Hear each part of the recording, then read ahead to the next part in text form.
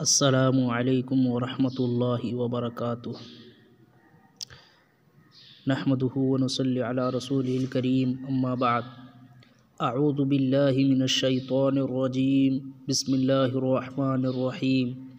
انا انزلناہ فی لیلۃ مبارکۃ انا کنا منذرین فیہا یفرق کل امر حکیم، صدق اللہ العظیم۔ حضرات سامعین، اسلامی مہینوں کے اعتبار سے یہ مہینہ شعبان المعظم کا مہینہ کہلاتا ہے۔ یہ عبادت اور مغفرت کا مہینہ ہے۔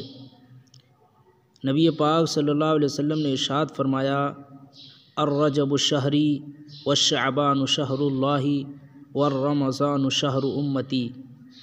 رجب میرا مہینہ ہے، شعبان اللہ کا مہینہ ہے، اور رمضان میری امت کا مہینہ ہے۔ حضرت عائشہ رضی اللہ عنہا سے روایت وہ فرماتی ہیں کہ ماہ شعبان میں نبی کریم صلی اللہ علیہ وسلم کثرت کے ساتھ روزے رکھتے تھے۔ حضرت اسامہ بن زید رضی اللہ عنہ سے روایت ہے کہ انہوں نے نبی کریم صلی اللہ علیہ وسلم سے عرض کیا کہ آپ صلی اللہ علیہ وسلم شعبان میں کثرت سے روزہ کیوں رکھتے ہیں؟ سرکار دو عالم صلی اللہ علیہ وسلم نے فرمایا، اسامہ، یہ بہت مبارک مہینہ ہے، رجب المرجب اور رمضان کے درمیان واقع ہے، جس سے لوگ غافل ہیں۔ اس مہینے میں انسانوں کے اعمال کو رب جلیل کے حضور پیش کیا جاتا ہے، لہٰذا میں نے اس مہینے کو زیادہ محبوب رکھا ہے۔ میرے اعمال بھی میرے پروردگار کے سامنے پیش ہو تو اس حال میں مجھے روزے دار ہونا چاہیے۔ میرے دوستو، پروردگار عالم نے امت محمدیہ پر بے شمار احسانات اور انعامات کی بارش کی ہے۔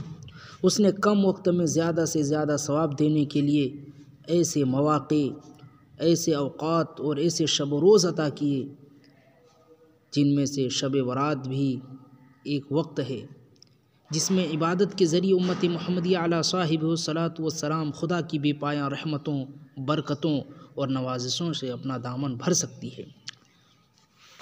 عائشہ صدیقہ رضی اللہ عنہا فرماتی ہیں کہ ایک مرتبہ نبی کریم صلی اللہ علیہ وسلم میرے حجرے میں آرام فرما رہے تھے کہ رات کے کسی حصے میں میری آنکھ کھلی تو میں نے سرکار دو جہاں صلی اللہ علیہ وسلم کو اپنے حجرے سے غائب پایا۔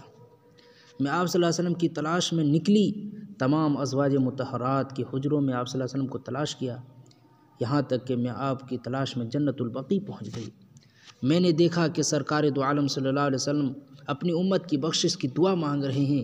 آپ صلی اللہ علیہ وسلم نے پوچھا، یا عائشہ، کیا تمہیں اس بات کا ڈر ہے کہ اللہ اور اس کا رسول تم پر ظلم کرے؟ یا عائشہ، آج شب برات ہے، اتنی رحمتوں اور برکتوں والی رات ہے جس میں مولا کریم اپنے شان کریمی کے صدقے میں قبیلہ بنو کلب کے بھیڑیوں اور بکریوں کے بالوں کے برابر گناہگاروں کو بخش دیتے ہیں۔ حضرت علی رضی اللہ عنہ سے مروی ہے کہ نبی کریم صلی اللہ علیہ وسلم نے ارشاد فرمایا، جب شعبان کی 15ویں رات ہو تو اس رات میں قیام کرو اور دن کو روزہ رکھو، کیونکہ اس رات اللہ تعالیٰ کی رحمت سورج غروب ہوتے ہی آسمان دنیا پر ظاہر ہوتی ہے اور اس کی بے پایاں رحمت کل عالم پر چھا جاتی ہے۔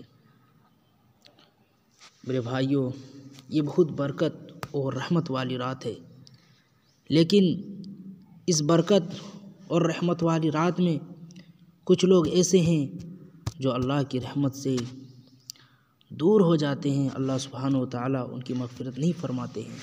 انہیں اپنے حال پر رحم کھانا چاہیے اور انہیں اپنے گناہوں سے توبہ کرنی چاہیے۔ ایسے کل ملا کر 14 قسم کے ایسے لوگ ہیں جن کی شب برات میں بھی اللہ سبحانہ و تعالیٰ مغفرت نہیں فرماتے ہیں۔ پہلا شخص، بدنصیب شخص جس کی مغفرت نہیں ہوتی، وہ مشرک ہے، کسی بھی قسم کے شرک میں مبتلا ہو۔ دوسرا بدنصیب شخص بغیر کسی شرعی وجہ کی کسی سے کینہ اور دشمنی رکھنے والا ہے۔ تیسرا شخص اہل حق کی جماعت سے الگ رہنے والا ہے۔ چوتھا شخص زانی و زانیہ ہے۔ پانچواں شخص رشتہ داری توڑنے والا ہے۔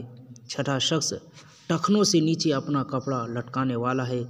ساتواں شخص ماں باپ کی نافرمانی کرنے والا ہے۔ آٹھواں شخص شراب یا کسی دوسری چیز کے ذریعے نشہ کرنے والا ہے۔ 9واں شخص اپنا یا کسی دوسرے کا قاتل۔ 10واں شخص جبراً ٹیکس وصول کرنے والا ہے۔ 11واں شخص جادوگر ہے۔ 12واں شخص جس کی اس رات میں مغفرت نہیں ہوتی، ہاتھوں کے نشانات وغیرہ دیکھ کر غیب کی خبریں بتانے والا ہے۔ 13واں شخص جس کی اس رات میں مغفرت نہیں ہوتی، ستاروں کو دیکھ کر یا فعال کے ذریعے خبر دینے والا ہے۔ اور 14واں شخص طبلہ اور باجا بجانے والا ہے۔ ان حضرات کو چاہیے کہ اپنے حال پر رحم کھائے، اللہ کے واسطے رحم کھائے اور شب برات سے پہلے ان گناہوں سے توبہ کر لے، ورنہ اس رات میں بھی اس کی مغفرت نہیں ہوگی۔ اللہ سبحانہ و تعالی ہم سب کو کہنے سننے سے زیادہ عمل کی توفیق عطا فرمائے۔ وما علینا الا البلاغ۔